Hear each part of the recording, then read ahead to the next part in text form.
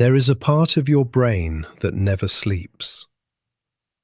Not when you are resting, not when you are watching something mindless, not even when you are lying in the dark at 2 a.m. telling yourself to stop. It is called the default mode network, and in 2001, a neuroscientist named Marcus Reichel made a discovery that changed everything we thought we knew about the human mind. He found that when the brain appears to do nothing, it does not go quiet. It goes louder. And that single finding explains something most people spend their entire lives fighting without ever understanding: why we cannot stop thinking. The answer is not what you have been told. Every person watching this has had the experience. You finish something difficult, you try to relax, and the moment you do, your mind floods. A conversation from 3 days ago, a decision you still have not made, a version of tomorrow that has not happened yet. You tell yourself to stop overthinking. You have probably been told this your entire life. But here is what nobody explains. That instruction is like telling your heart to stop beating. Because overthinking is not a habit you picked up. It is not a personality flaw, and it is not, whatever anyone has suggested to you, a sign of weakness.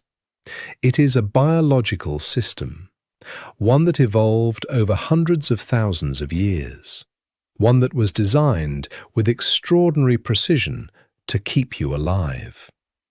The problem is not the system. The problem is the world it is now running in. In 1997, neuroscientist Gordon Schulman noticed something strange in brain scan data.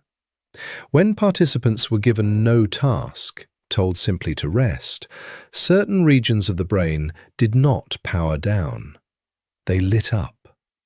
4 years later, Marcus Reichel mapped this activity formally and named it the default mode network, a system that activates the moment external demands go quiet. What does it do in that silence? It thinks about you, your past, your future, your relationships, your threats, your unresolved questions. This is not malfunction. This is the brain doing its oldest and most important job.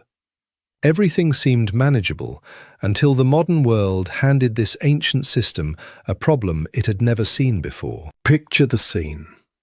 It is roughly 200,000 years ago. A human ancestor sits at the edge of a fire after the day's dangers have passed. The body rests. The default mode network activates, and it begins to run simulations. What if the animal comes back?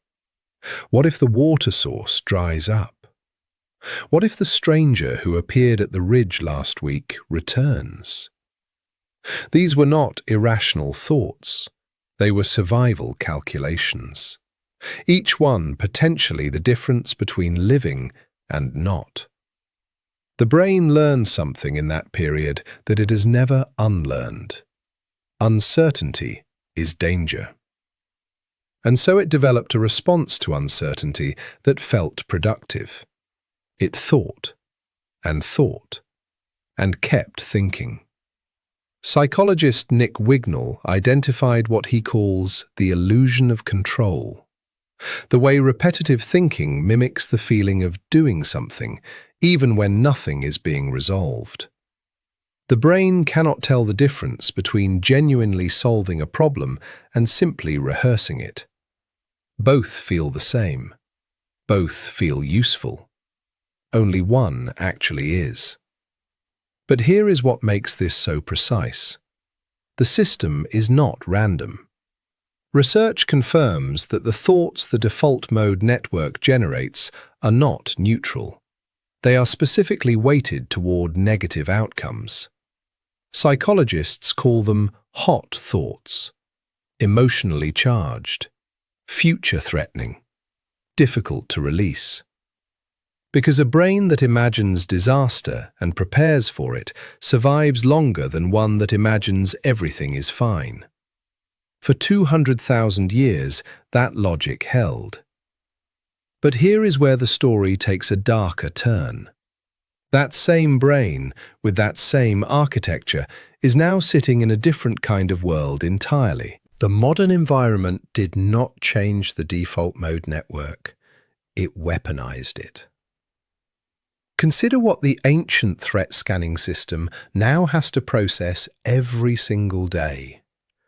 Emails that demand responses, notifications engineered by behavioral scientists to feel urgent, social comparisons that refresh every few minutes, news cycles designed around the specific emotional frequency that keeps you watching, career uncertainty, health information you cannot fully interpret, relationships conducted across text where tone is permanently ambiguous. None of these are lions. None of them are droughts. But your default mode network cannot tell the difference. It registers them all as open threats, unresolved, unresolvable. And so it does what it was built to do. It keeps thinking about them. Stay with me, because what comes next is the part that nobody talks about. Clinical psychologist research confirms that when people are stressed, emotionally depleted, or physically unwell, the accuracy of their thoughts decreases while the intensity increases. The brain generates more alarming scenarios, holds onto them longer, and becomes progressively less able to distinguish threat from noise. And here is the detail most discussions miss entirely. This is a loop with a design flaw. The default mode network activates in rest, but the modern world has systematically eliminated genuine rest.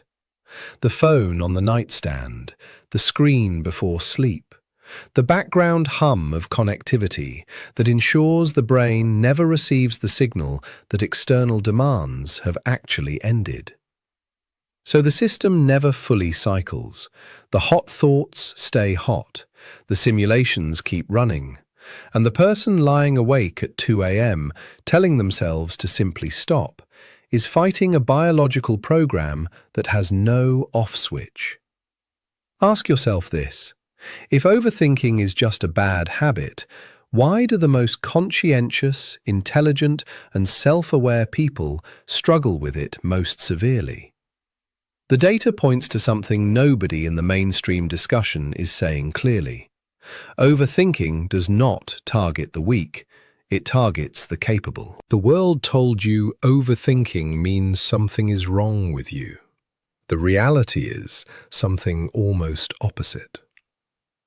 The default mode network is most active and most elaborate in people with higher cognitive capacity.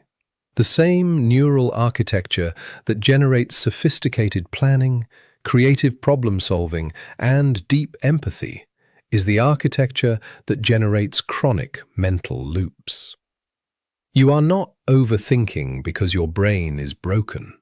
You are overthinking because your brain is working at full power in an environment designed to exploit exactly that.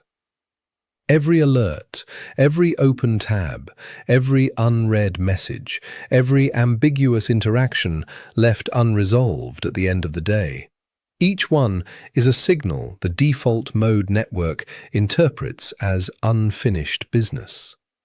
And a system built for survival does not leave unfinished business alone. For 200,000 years, this was not a problem. Because unfinished business in the ancient world had natural endpoints. Darkness fell, the fire died down, the threats either resolved or they did not, and the body's stress system eventually reset. The modern environment has no such endpoints. The loop does not close because the inputs never stop arriving.